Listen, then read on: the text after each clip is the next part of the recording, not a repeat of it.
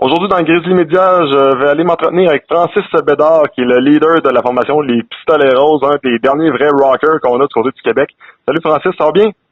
Ça va très bien, Gab. Puis toi? Oui, ça va très bien. Puis une des raisons pourquoi ça va très bien, c'est que il y a du nouveau pour Les Pistolets Roses. On va en parler, mais juste avant, il faut absolument que je t'en parle. Ça fait déjà 15 ans que le groupe existe.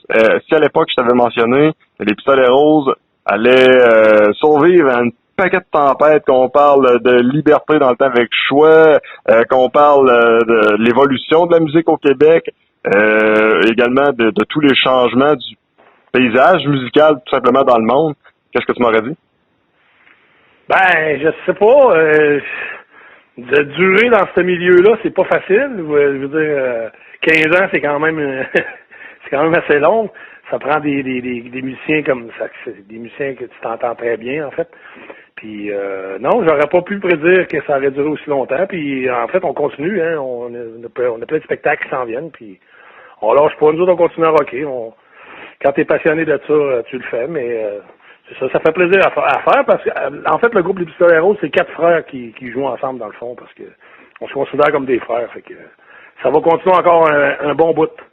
Une des forces du groupe, ça a été de produire des hits, mais des hits qui ont perduré à travers le temps, des hits qu'on peut encore entendre aujourd'hui, là, tout simplement, qui sont encore actuels. C'est probablement une de vos grandes fiertés, j'imagine. Ouais, ben oui, parce que c'est sûr qu'il y a des choses qui vieillissent mal. Je sais pas si nous autres, je sais pas, moi je suis capable de réécouter ça, puis je trouve que oui, il y a des sujets qui sont encore très actuels. Société, le forçat, ces choses-là, personne. C'est des tunes qui vieillissent bien, à mon avis, oui, parce que tu vois, quand on joue dans les villages ou le Québec ou tout ça, les gens viennent nous voir, la bass fan, puis ils connaissent toutes les paroles, ils chantent toutes les chansons, puis fait qu'on reste les hits, ça meurt pas en fait qu'on est bien content de ça. Pour Francis Bédard, la chanson la plus personnelle qu'il a chantée et qu'il a écrite avec Les Pistolets Roses, ce serait laquelle? Ça serait Le jour et la nuit. C'est une chanson qui me décrit bien. En fait, qui décrit plein de personnes, mais personnellement, c'est une chanson que ma guitariste d'époque, Julie de Pédérop, avait écrite en passant à moi, en me regardant aller dans la vie. C'est pas une chanson super positive, mais quand je la chante, je la vis. Mettons que ça me ressemble beaucoup. Le jour et la nuit, qui est sur l'album, le deuxième album des Pistolets Roses. Donc, il est sur l'album Sans foi ni loi. Sans voix ni loi, exactement. Ça, je pense que c'est la dernière chanson de l'album, Le jour et la nuit. Exactement, une bonne mémoire. Les gars ont vieilli, sauf que tu avais déjà mentionné que oui, vous avez vieilli, mais quand vous partez en tournée, vous restez quand même relativement le cœur jeune. Ouais. Le cœur reste jeune, mais le corps vieillit. Ça, t'as bien raison. On a comme encore comme 16, 18 ans, 20 ans dans notre tête.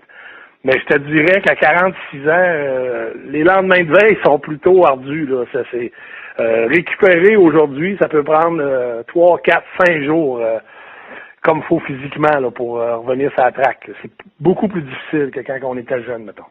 On va parler des shows peut-être pour commencer, puis ensuite on regardera qu'est-ce qui s'en vient par la suite, là. Mais vous avez, entre autres, 2 belles visibilités qui s'en viennent, outre les spectacles que vous avez déjà de prévus. Il y a le Rockfest de la Saint-Jean-Baptiste, qui va être quand même cool. Puis également le Rockfest, où les Pistolets Roses seront présents. Ouais, ben en fait, c'est ça, le Rockfest à Montebello, là, le Rockfest de la Saint-Jean-Baptiste, le 22, nous autres, on va être là, les Pistolets. Puis le lendemain, on joue aussi le 23-24 juin pour la Saint-Jean-Baptiste au Quartier de Lune à Québec, un super club maintenant là, qui produit beaucoup de spectacles rock. On va être là. Puis à Beauceville, hein, aussi, je pense, c'est ça, au festival de l'île Ronde, je crois. Oui, exactement. Ben dans le fond, c'est le Rockfest également. C'est une autre sorte de Rockfest, mais c'est le Rockfest, oui. C'est bon, c'est ça. On va être là aussi avec Extérieur à ce festival-là qu'on a déjà fait, je te dirais 3-4 fois là, déjà. Puis j'aime bien le monde là-bas, ça que c'est toujours des shows mémorables. Ben, je pense que c'est quand même réciproque. Vous avez joué, entre autres, du côté de Beauceville, là, il y a quelques mois à peine, puis je pense que ça s'est quand même bien passé, là, du côté de l'entraque. Oui, ça a été un dur lendemain de veille. Mais c'est vrai, on avait joué le soir d'avant, on était fatigué un peu, moi j'étais magané un peu, mais le bar était plein, on a eu beaucoup de fun, sérieusement, les gens, comme je te disais tantôt, là, c'est un bon exemple, là. Tout le monde chantait les tunes, fait que ça me donne un break, tu sais, je suis pas obligé de me souvenir de toutes les paroles. Parce que Dieu sait que c'est pas ma force, la mémoire des paroles, mais c'est des shows mémorables. On aime encore faire ça. Pour les gens qui se déplacent, puis pour les gens qui trippent, puis ceux qui chantent, puis fait que c'est toujours le fun. Parle-moi un peu de la différence des spectacles. Comment vous vous sentez en tant qu'artiste? Je donne l'exemple, là, parce qu'à l'époque, il y a eu le Liberté Fest avec le choix Radio X, vous avez joué devant peut-être 50 000 personnes. Des fois, vous jouez devant peut-être 400-500 personnes. Parle-moi un peu du feeling, comment ça peut être différent, comment vous jouez avec ça, comment ça peut être tout simplement une occasion spéciale pour un artiste, là, peu importe le spectacle. Ben, il y a une grosse différence. C'est sûr que quand on a joué sur les plaines là, devant 45 000 personnes ou à Saint-Jean-Baptiste qu'on a fait 2 fois, ou même à l'Agora du Vieux-Port, ou c'est ça pendant le temps de liberté, mais c'est une grosse différence. L'adrénaline n'est pas la même. Je te dirais que devant les grosses foules, c'est comme sur les plaines, c'est excessivement stressant au début, là. Mais c'est pas le même feeling, tu sais. Les shows intimes, on en a fait plus, là, comme 500-600 personnes, là. C'est toujours, moi, je trouve ça différent, mais j'apprécie des fois plus ça. Parce que les gens connaissent sont là vraiment pour toi, là, ils chantent les chansons. Tandis que les gros festivals, là, c'est sûr que c'est une adrénaline différente, mais c'est toujours le fun de faire les deux, là, qu'importe, là, mais c'est ça. Comment tu t'entrevois ça, là, du côté du Rockfest de Montebello? Ben, on l'a fait, Rockfest de Montebello, dans les débuts du Rockfest, Alex là, Martel, qui est le génie en arrière de ce festival-là, il nous avait invités, nous autres, quand dans son début, complètement au début, je pense que c'était pas si gros que là. C'était beaucoup d'artistes québécois qui avaient là. On avait déjà joué là. Moi, je l'ai fait avec le Pénélope aussi. On avait fait Pénélope ensemble. Parce que Alex, lui, dans son festival, le Rockfest à Montebello, il regroupe des bandes qui n'existent plus. Tu sais, comme les Vulgaires Machins l'ont fait. Nous autres, Pénélope, on l'a fait aussi. Sans, malheureusement, là, tous les membres originaux, mais en tout cas, c'est toujours un plaisir. C'est tellement spécial l'ambiance qu'il y a là quand tu arrives dans la ville ou le village, là, à Montebello. Il y a une ambiance qui se dégage, là, il y a tellement de monde, c'est impressionnant, sérieusement. Le site est vraiment extraordinaire. Puis nous autres, c'est un plaisir à chaque fois qu'on va là. On va parler de qu'est-ce qui s'en vient de nouveau, mais juste avant, il y a une chanson que vous avez placée sur Internet qui a quand même eu un très bon succès, qu'on peut entendre également à la radio. Ça s'appelle Comme avant. J'aimerais t'entendre un peu sur ce morceau-là, sur cette pièce-là. Oui, ben Comme avant, c'est la dernière chanson des Pistolets. Dans le fond, c'est la plus récente. C'est aussi la première chanson que mon drummer, Miguel, a écrite. C'est une chanson carrément personnelle là, que lui a écrite, Comme avant, puis elle est bien sentie. On l'a réalisé, celle-là, avec notre chum Nick de Kamakasi, puis on a eu bien du fun. Puis oui, c'est vrai, la réaction était bonne. C'est pas, c'est plus pop, mais je veux dire, la mélodie, tout est là. J'aime bien ça. Là. Ça a bien marché. Si on parle d'un prochain album, est-ce que ça pourrait sonner un peu plus dans ce genre-là, ou est-ce qu'on va revenir au style un peu plus punk, un peu plus bad boy, appelons ça comme ça, là, qu'on a pu connaître à l'époque? Ben, ça va être encore un melting pot, parce que les Pistoleros, c'est beaucoup d'influence. Hein. Moi, j'ai le côté punk, plus rock heavy. Tu sais, mon guitariste, c'est plus pop. Mon drummer, c'est un mélange de rock puis de heavy punk. Tu sais, ça dépend des styles, mais les Pistoleros, c'est un melting pot. Quand t'écoutes ça, hein, t'entends du country, t'entends du pop, t'entends du heavy, du punk. Fait que ça va être dans cette mouvance-là, ça va rester les Pistoleros. Ça risque d'être très différent de chanson à chanson. Là. Le prochain album, est-ce qu'on a déjà une idée de quand est-ce que ça pourrait sortir? Non, c'est ça. Là, on travaille là-dessus. On a déjà des tracks d'enregistrer. Les mélodies de voix sont faites. Reste beaucoup de textes à écrire.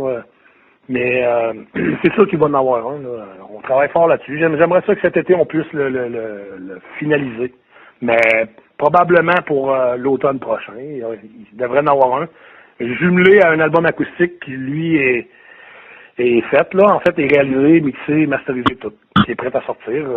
Avec des chansons des Pistolets Roses, mais refaites à la sauce blues, bluegrass, jazz, complètement éclaté, là, complètement sauté, mais c'est excellent. J'adore l'album acoustique. D'où vient l'idée, justement, de faire un album acoustique et pourquoi la raison principale? Ben moi, c'est moi qui avais eu l'idée, mais je savais pas trop dans quelle direction m'envoyer avec ça. C'était de se payer un trip personnel, en fait, C'est toujours le fun de faire des tunes que tu as fait rock, heavy, les faire acoustiques, parce que la base, c'est ça. Quand on compose, souvent, on compose avec des guitares acoustiques. Fait que c'est de revenir à la base, puis mon guitariste Matt, qui est à Montréal, lui a pris ça en main avec Marc Derry, en fait, ils ont travaillé ensemble, puis ça a donné de quoi de génial, là. Il y a de la contrebasse là-dessus, il y a toutes sortes d'instruments, de la trompette, ça donne quelque chose de complètement sauté, mais c'est vraiment excellent, là. Ils ont fait un beau travail là-dessus. Parle-moi un peu des hits qu'on va entendre, là, justement, dans cette sauce-là. Ben, c'est pas mal toutes les chansons des Pistolets repris, hein. Le Força qui est repris, la super chanson Bluegrass. On a Détraqué qui est une version jazz. Que tombent les rois. C'est pas mal c'est toutes des chansons que les gens connaissent, mais qui vont trouver Personne qu'on reprend aussi acoustique, qui est une balade, en fait. Puis Le Roi des Fumiers, qui était une tune punk sur le deuxième album, mais là, qui est vraiment slow, acoustique.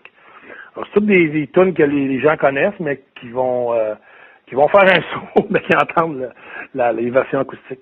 À ton goût, à toi, Francis, la chanson que les gens vont le plus redécouvrir dans ce nouvel effort des Pistoleros, est-ce qu'il y a une chanson qui ressort plus d'eau que le monde va faire « crime, on la reconnaît pas nécessairement, mais ou au contraire, on la redécouvre d'une autre façon, puis c'est tellement impressionnant. » Ben, ça va être ça. Ça va être carrément une redécouverte de la chanson, puis même il y a des chansons que les gens ne reconnaîtront pas. Ça va être une surprise totale. Fait que c'était ça le but. C'était vraiment d'aller complètement dans une autre direction, mais de garder l'essence de la tune, la mélodie, puis les textes. Mais sinon, on m'entend chanter beaucoup là-dessus. Là. C'est sûr que pour un chanteur, des fois c'est pas agréable, là, mais c'est ça. C'est complètement éclaté comme produit, mais j'ai hâte de voir d'entendre la réaction du monde qui vont l'écouter. Une dernière pour toi, Francis. Ton rêve, qu'est-ce que tu souhaites, là, peut-être autant pour toi que pour les Pistoleros dans le futur? Mon rêve, là, tabarnache. On a pas mal réalisé beaucoup de choses, hein. On a fait beaucoup de clips, on a fait beaucoup d'albums, beaucoup de shows. Dans ce milieu-là, on a fait pas mal ce qu'on rêvait de faire. Et même plus. C'est sûr que notre rêve ultime, puis on va le réaliser, ça va être un peu comme les Ramones, un peu comme les Stones ou Kiss, on va essayer de rester ensemble jusqu'à la fin, tu sais, on a développé une belle chimie, puis le but là-dedans, c'est de toujours être passionné, s'amuser, puis de durer, hein, c'est ce qui est le plus difficile. Fait que nous, je pense que ça sera pas un problème de toffer ça jusqu'au temps qu'on soit mort. Et je me garde avec une autre. Est-ce qu'il y a des fortes chances qu'on voit le chapeau de cowboy de retour sur le rond de Beauceville avec tous les boys pour leur spectacle? Absolument. Ça, c'est officiel. C'est notre marque de commerce. All right. Un gros merci, Francis. Merci, Gab. Bye bye. Bye.